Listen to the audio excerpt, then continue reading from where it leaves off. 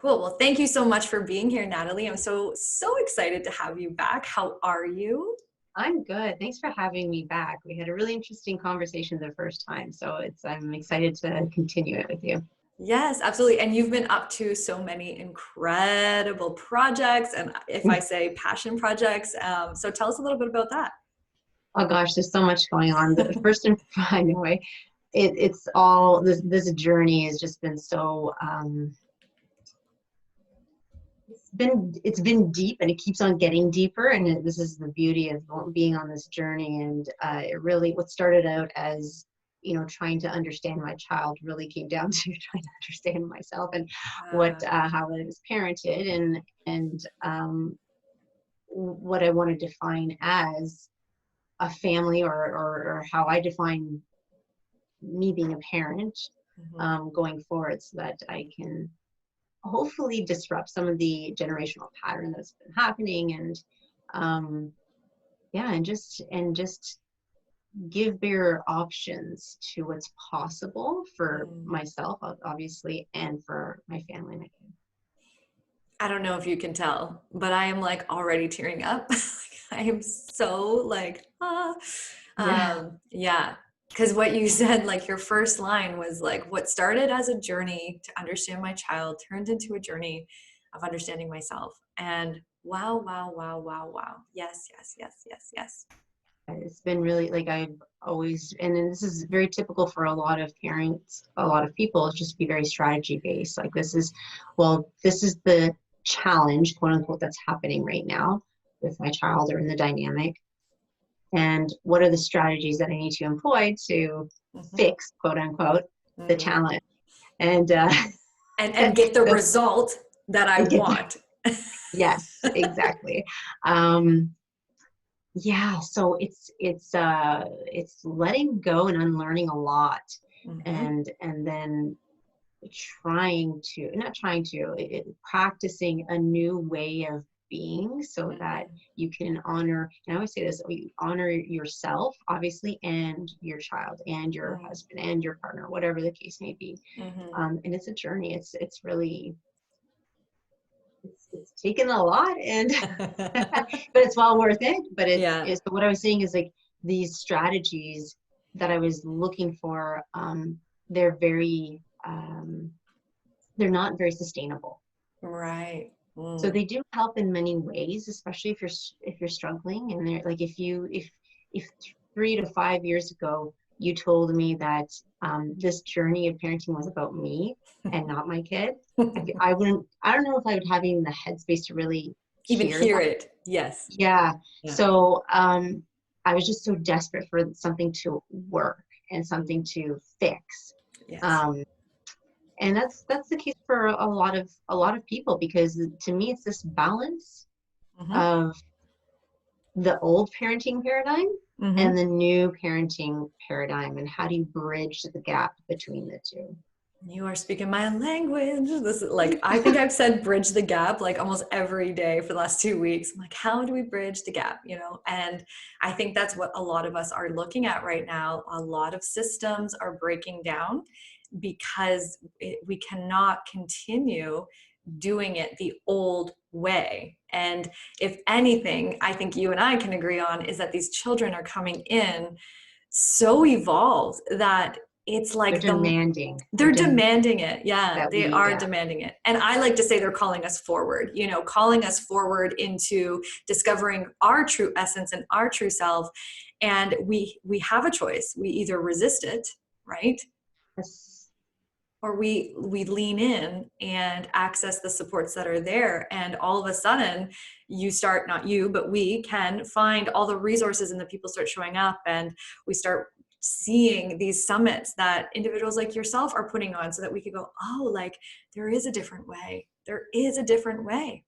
Yes, absolutely. Because often when we become a parent, the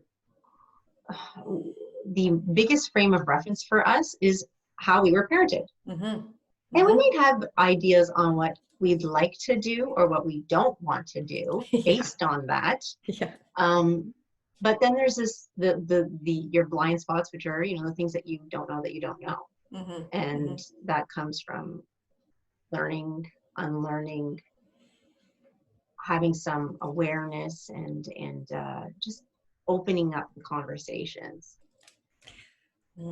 Okay, so let's go there then. So 3 to 5 years ago, you said, right? Like, I think what's important for our listeners is to kind of give us a glimpse of, okay, so like they're on that part of the bridge where they're looking to bridge the gap, that they know that what they're doing is not working.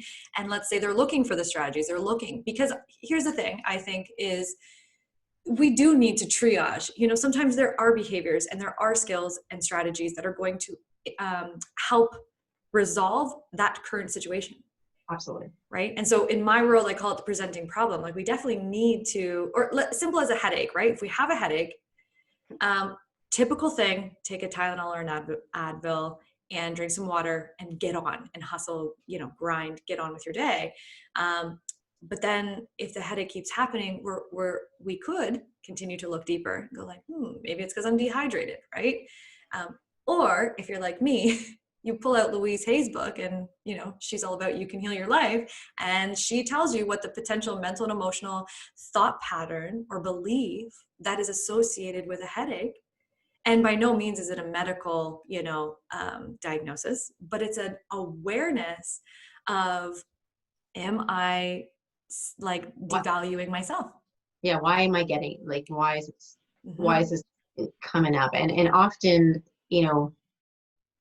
you are the common denominator in your life. So no matter whether it's your kids that are quote unquote triggering you, or you feel that resistance with them, I like to use the word trigger because I think it resonates with people when they get triggered by someone, whether it's your spouse, your coworkers, whatever it is. You are the common denominator. Right. And that's a hard truth to look at sometimes, because people are it hurts the ego, bruises the ego. Yeah, I like to say to my clients that awareness is, I wonder if I can say that word anymore. Let me see if I can come up with a better one. The other word that came up was like the F word. So I'm thinking, anyways, awareness. How about I say this? Awareness sucks. Like, it sucks. It sucks so bad. And I think when we pretend that it doesn't is when we can kind of get, that whole bypassing of like how much it does suck. And I often pre-frame that when we get that awareness that potentially we are the common denominator, it's not to say that awareness is meant to blame and to keep us stuck, but it's the awareness of like, oh my gosh, I have a choice right now. And if it's me, then I have control over me. And that can be like so freeing and liberating. Powerful. Yeah. So powerful. So powerful. Okay. So share it, like, take us through a bite-sized journey, because I think, like you said, whoever is listening, they may hear something and go, oh my gosh, that's me too. Yeah. So to your point, it starts with awareness, right? There's the awareness, and sometimes just tuning into your body as well and seeing how things are showing up in your body. So when I used to get really angry with my child, I would like, when I started to become more aware of how this was manifesting in my body or how it was showing up, I would literally start thinking about what I was feeling in my body.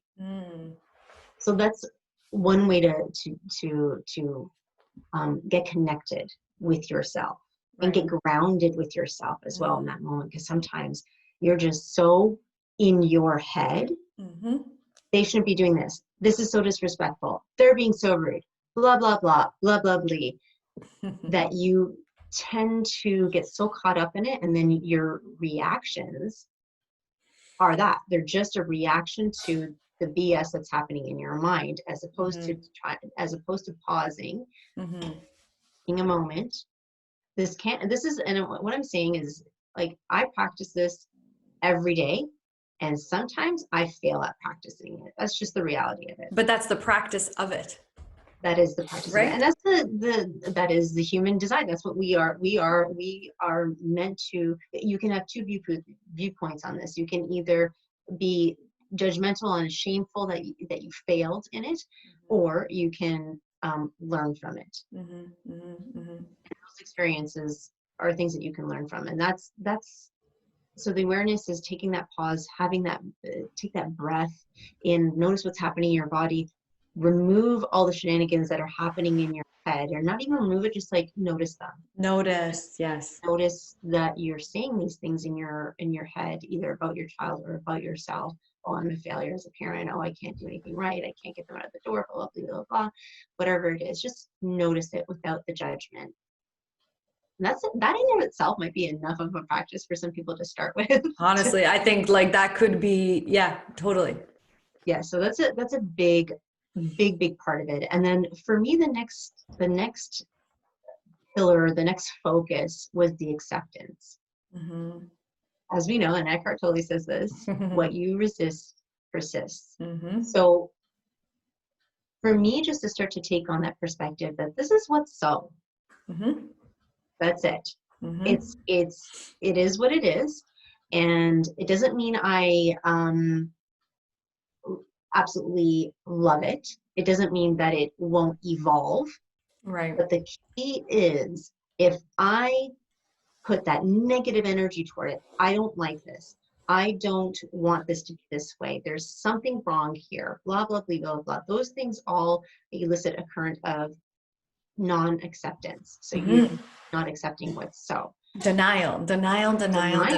Yes. Yes. And this, and that clouds your awareness. So just being able to be accepting of what is so, accepting of yourself, especially accepting of yourself, because only what you are able to do onto yourself, you are able to create that space for others in your circle, in your family, or your spouse, or your coworkers. So it's important for you to accept what's so, forgive yourself. That was a big thing for me. So if I blew it, because there were times that I blew it, and there still are times where I blow it, having that forgiveness, you know what?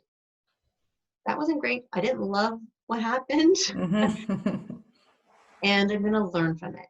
Okay. So just like, and then like, just move on. Stop ruminating in that shame or that guilt, because or that worry, that's not going to do you any good. And that's so much easier said than done.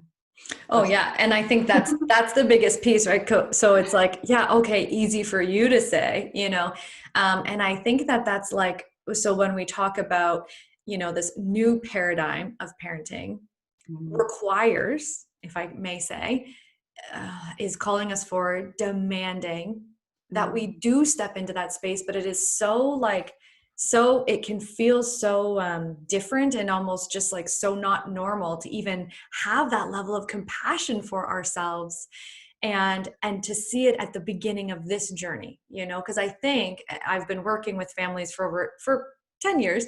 And I think that, this is that level of understanding where you get to when the kids are like in their 30s or 40s or 50s. And then it's like, okay, now I can have compassion for myself. And I think that I'm just putting this out there, right? That we're actually being called to do that now, like when the kids are young, because I think our kids are going, yeah, can you show me? Can you model to me how to be compassionate, how to forgive myself? Because I am going to mess up and I need to know that you do it too. And that I'm not alone in this right now. Absolutely. And that's like the next thing that I focus on is the acknowledging your wins and your learnings, and being able to communicate that and have that vulnerability with your kids and showing them, talking through the process.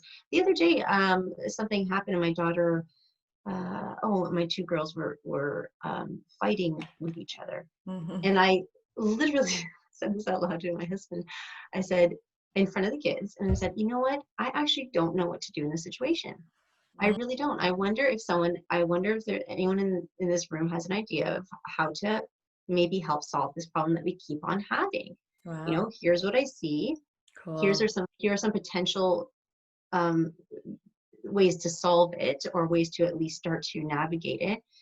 What do you guys think? Wow. Because it's such, like, it was driving me nuts. Yeah. It was triggering me. And I was like, okay, I'm at a standstill and I don't have all the answers. And that's part of the vulnerability of, to your point, showing this path to your kids so that they can expand in that space, and they can practice in that space, that they it's okay to make mistakes. It's okay not to know exactly what to do, even though that's what I help and I coach.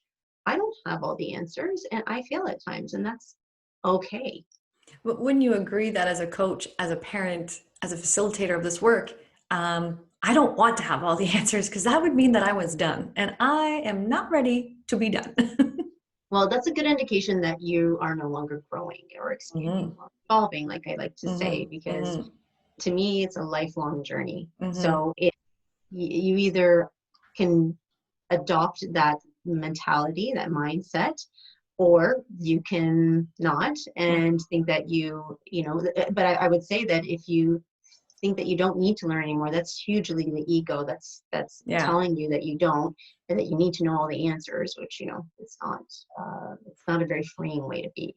It's a lot of pressure for you to know everything. Like it's like, no, this is where community comes in. This is where support comes in. This is where you can lean on one another, or have the support system. This is where coaches come into play. And this is why I say, like, even though I'm a coach, I also get coached.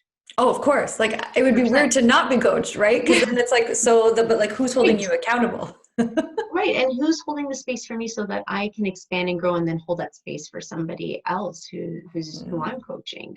Totally. It's important to have those things set up in your life so that you can lean onto them and lean into them, and be able to expand yourself. And I think too, like, something that I'm really passionate about is like really getting that mindset around growth and what it means to grow. And that mindset that, like, I am practicing, we give doctors a lot of credit for practicing medicine, right? And then when it comes to us, we're like, oh, we're supposed to have it all figured out. No. Yeah. No, I'm like 2 years and 14 days into this. I do not have it all figured out. And it's one of those things where it's like, when you say, so let me see so what you just said feels like the exact slide that I have in my masterclass of like emotions. I'm like, did you like, that is incredible, right? Because it's like, that is like the community. That is like doing the work, getting information, seeing what feels good, and going, okay, like, this is what I need. This is what feels good for me. And what feels good for you may not feel good for one of our listeners, right? They can go, oh, you know what? I really, really like that step. And that's so. This is, yeah. Sorry. Go ahead. No, go. And that's where really understanding oneself and honoring yourself and knowing your emotions, start to label those emotions, talk about these emotions with your kids, because we certainly were not, many of us were not taught that emotional resilience or that emotional education. Having those conversations. So even if I do get upset, just like I said, when I had the other day when something came up in our family, I said, I'm getting frustrated. This is what frustration looks like. Yeah. So, and that's okay. And I can sit in this for a bit if I want, if I feel like that's going to serve me. And if I want to evolve, then what can I do to navigate around this? And so what I think is important too is remembering those three so this is what's really been helpful for me. Remembering that there's like these 3 layers, and I always kind of talk about it in like a cake. When you're baking a cake, you've got all the ingredients, and then you bake the cake, and then you could layer it, right? And typically we see 3 layers. So it's like, the presenting problem, like, what is the potential semi-conscious problem that we're probably aware of? And then the unconscious problem, so for me, working with the unconscious mind, it's like, there is something feeding into that presenting problem. So what I would want to kind of expand and have a conversation around is what we're talking about is like that unconscious behavior zooming up into the conscious awareness. Like for you to say, I am frustrated and I don't know what to do about this right now. that is you owning that, like, that's something that's happening for you. You use the word triggered. I like to use the word activated. Like, something's being activated in you. And that's where we get a choice to say, I am going to like grow through this, or I'm going to be really fixed and rigid, which I then think that's where that pressure comes from, because there should be a right and a wrong way to figure this out. Yes. Right. And I should be calm and I should be happy. But then so the only other thing that I was going to say is that when we set ourselves up in that kind of a mindset, grace and forgiveness and that self-compassion, it actually can grow in that space. You know? Yes. Yeah, absolutely. And I think, one of the things that came to mind when you were talking is this idea of comparing as well. Just like, and this should be, could be like, this is how, either comparing to how you were brought up, and this comes up often when, I don't know about you, but for when my parents are around. I love my parents very much, and they did a really great job. Anyone in that generation, they're first immigrants here, so anyone in that generation did not have space to really go through the work that we now are able to dive into. Totally. So, but their mindset is like, well, this should happen and they shouldn't say that and blah, blah, blah. And it's like, I know and understand that. And I want to parent. I'm still navigating my parenting as well. So, and it's having that. You have to, I think one of the biggest things for me is literally believing in myself, that this is completely possible for myself. Meaning that even if I hear those doubtful conversations, or I have, there's a hard day with whether there's a dynamic in the family or my kids or whatever, I can just have that quiet time to myself to say, I know that this is possible, and I believe that this is going to happen. And I trust that it's going to happen. That's another big thing for me, is having that, because I was always a very like type A, just make things happen and just, and operate like this, and this is exactly how you achieve, and blah, blah, blah. And that doesn't always work with, especially a Gladiator kid. It does not work with a Gladiator kid. And to your point, we're more and more, we're seeing these types of very strong-willed, very persistent children and teens, for sure, who are giving us an opportunity to see what else is possible. And I had to make some shifts for my sanity and for the well-being of us as a family. So I'm sure, so thank you for saying that. I'm sure at the time when you were going, before you became aware of all of the stuff that you do now, having a strong-willed child, I'm sure, did you describe her that way from the very beginning? So there were other words that strong-willed, stubborn. Stubborn, yeah. Okay. I would read things, and what I was told was that behavior was like oppositional, defiant, disorder. And I was like, this is, why is it someone's who, who's strong-willed and very persistent, why is it that they're opposite? Why do they have a disorder? This opposition. Yeah, that word in general, why is that applied? Yeah, I don't understand. And this is something that we value in, entrepreneurs and people who are go-getters, but at a young age, it's frowned upon, and, we want them to just listen and do exactly this and that, so that we can parent exactly as we want. And that still works for a lot of people. Yeah.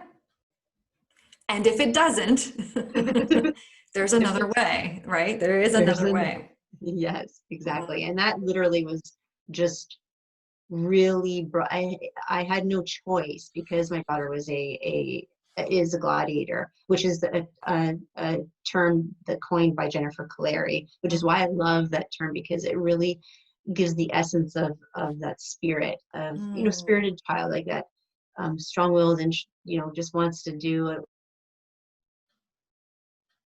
whatever. But at the same time, what I love about Jennifer Kolari's work in connected parenting is we still have to recognize that we literally are the frontal lobe for our kids. The frontal lobe is not fully Yes. developed until age 25, sometimes Even. 35. Mhm. Yes, we have to, there's that balance of acknowledging and being that security for that child, but being agile in terms of how to parent them so that you can still honor them and yourself. I'm really glad that you brought that up too, because earlier you had mentioned emotional education and emotional resilience. And I think that, yeah, like we didn't learn about emotions in an educational format at all. And so, yeah, I think that's kind of also where the children are going. Yeah, guys, we need to, learn this, and we need to learn it at a younger age. Or whenever, let's just say, whenever it's possible. And I think emotional resilience is that, something that we can strive for, and how we can build those tools within, the child, within ourselves, teaching ourselves at the same time as we're teaching and modeling to our children. And emotional resilience says, like, I get that this is, where you're at right now, and it is not safe to do what you want to go and do right now. It's like seeing the child, hearing the child, and then, and I also have boundaries with you, because you need me to manage that frontal lobe. That's what I'm hired for at this point. Yeah, exactly. That's what you hired me for. Yeah. um, yeah, absolutely. And I think um, kids need that sense of security from us, 100%. And we really need to meet them where they're at.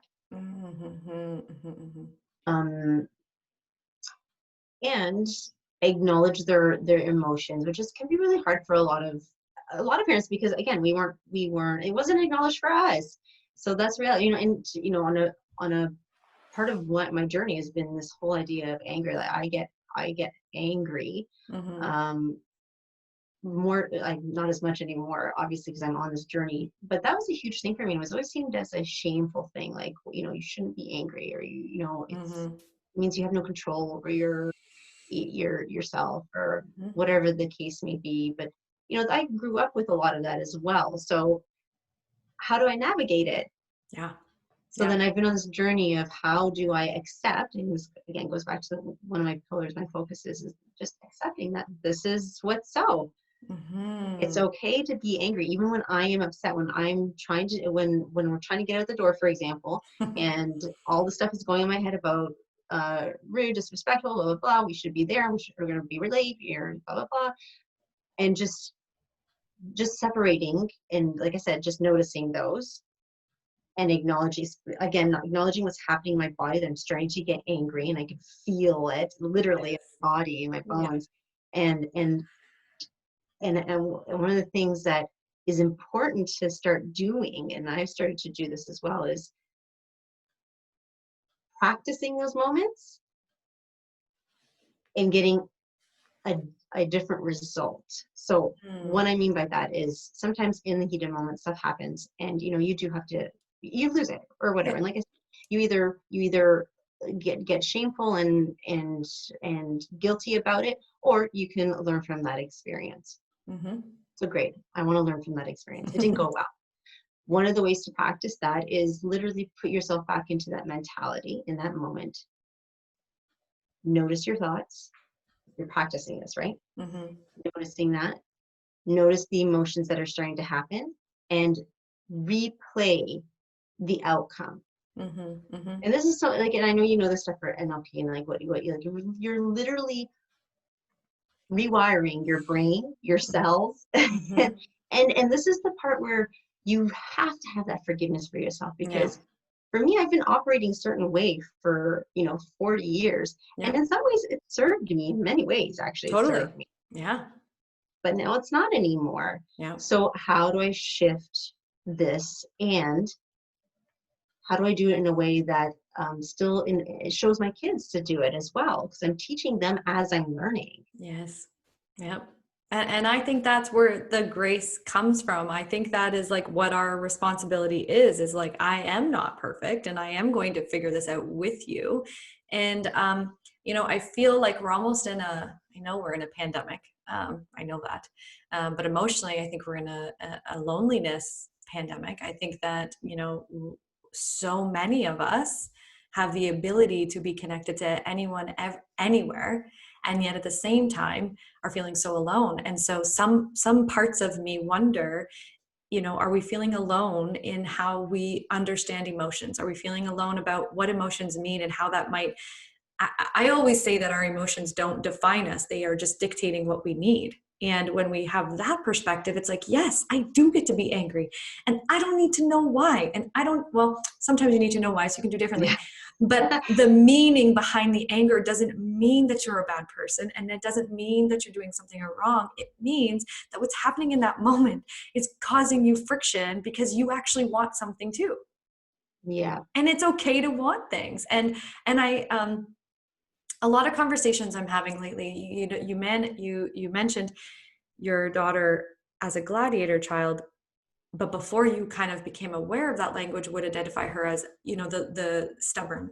And I think that's important for people who are starting out on this journey. Like, what are these labels and what do they mean? Because labels are very powerful. However, they keep us in a box after so long. And I think it's important to utilize that label and then dismantle it and really figure out what it means for that individual. All my life growing up, I have been labeled dramatic, super, but then passionate, but like really dramatic and really intense. And then those qualities have actually allowed me to be how the success or the connection. And when I say success, I mean like the people I meet always say to me, oh my God, I love your energy. But years before, that was, you're so dramatic and you need to cool it. And it's interesting on these words. So then, me too, I have a daughter who is very, very clear about what she wants, right?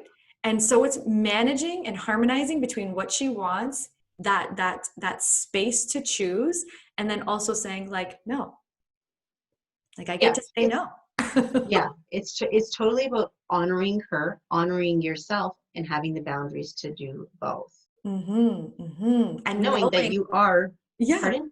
Yeah, go ahead. Yeah, no, knowing that you are literally part of the brain for the first little while. Exactly. Yes. When you think about it this way, it's kind of like, okay, so, but be careful if you think about that you're their frontal lobe, you also have to be aware that doesn't mean you get to dictate their frontal lobe. You get to encourage. That's right.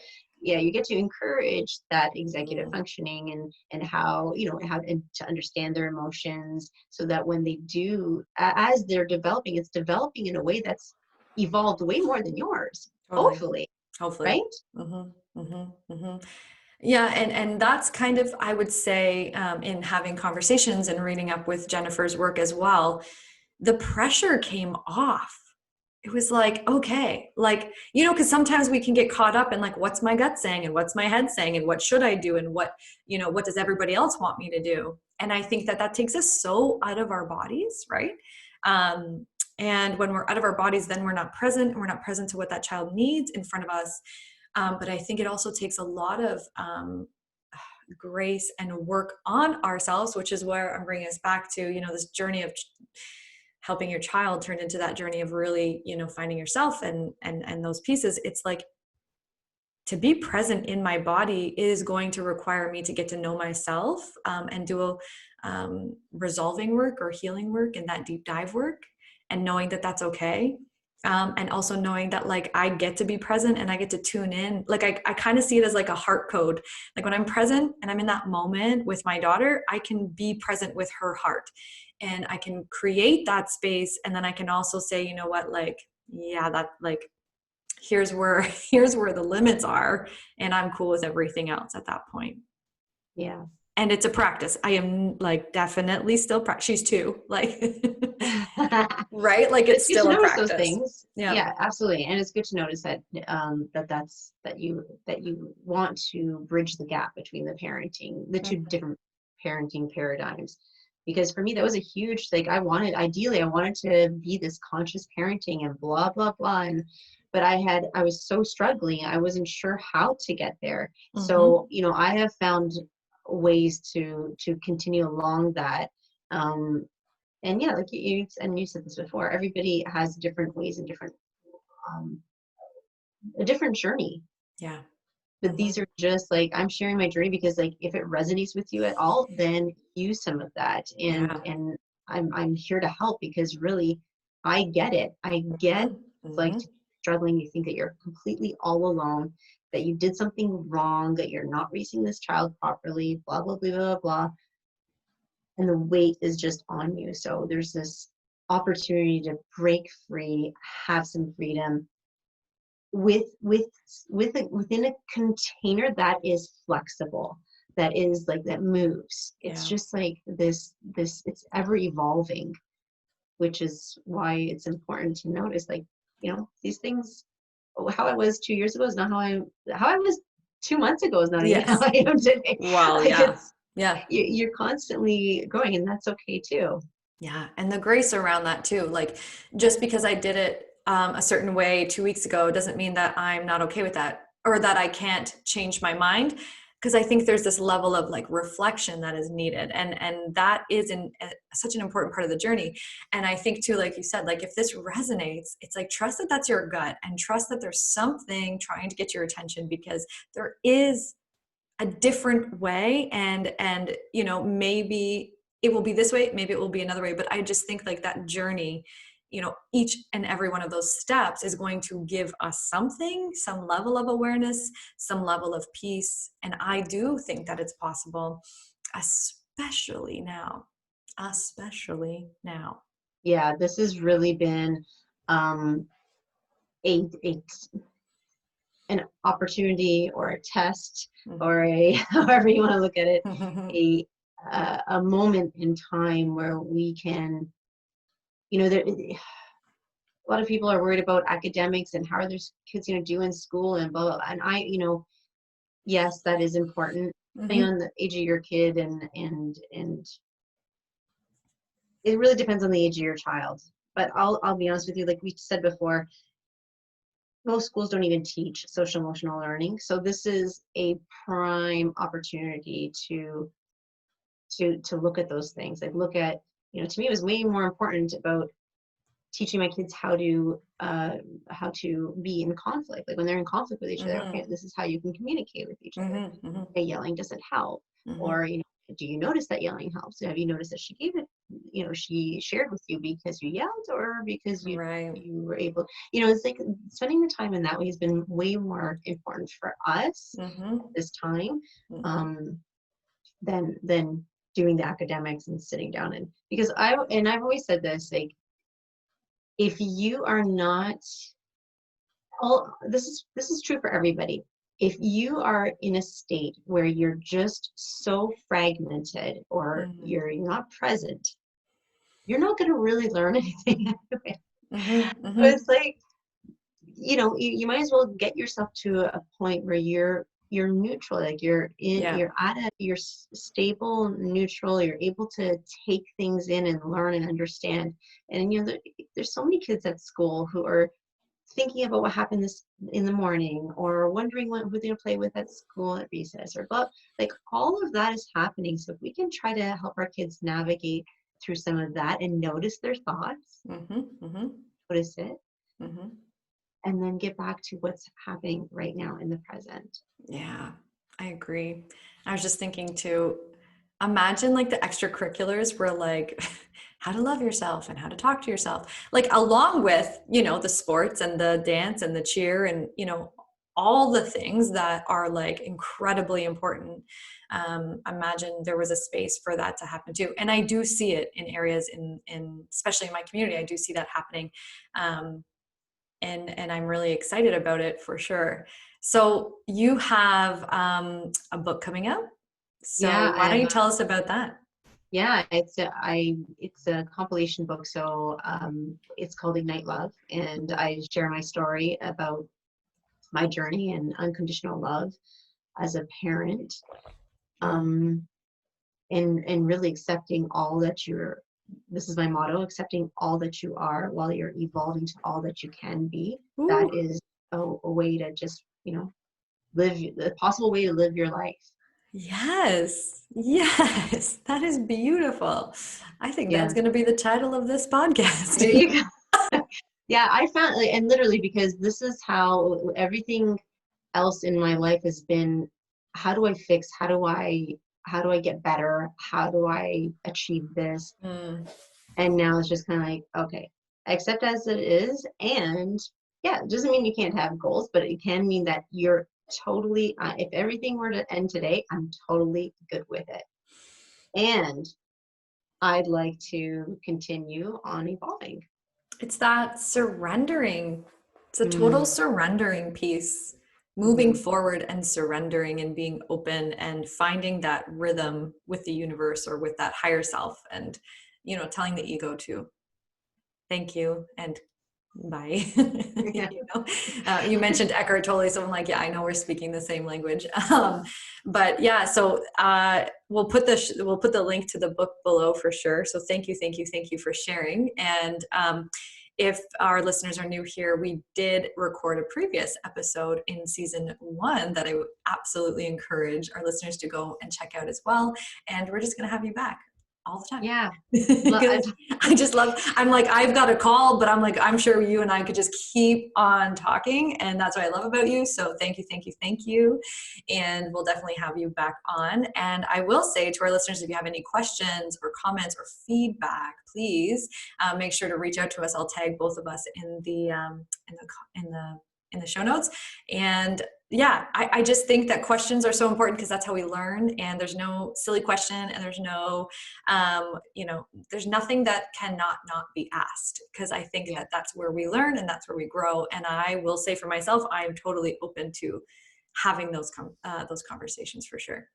absolutely. Absolutely. Um, And if you're open to it, I can share my 4 pillars of focus, and I yep. can give that to your listeners. And Yes. Amazing. Thank you. yeah, no problem. A little cheat sheet for them to look at. Yeah, absolutely. Okay, cool. So we'll put that in there as well. So thank you so much for being here. And I can't wait to have you back. Thanks, love. Thank you, Nicole. It's been a pleasure. Thanks.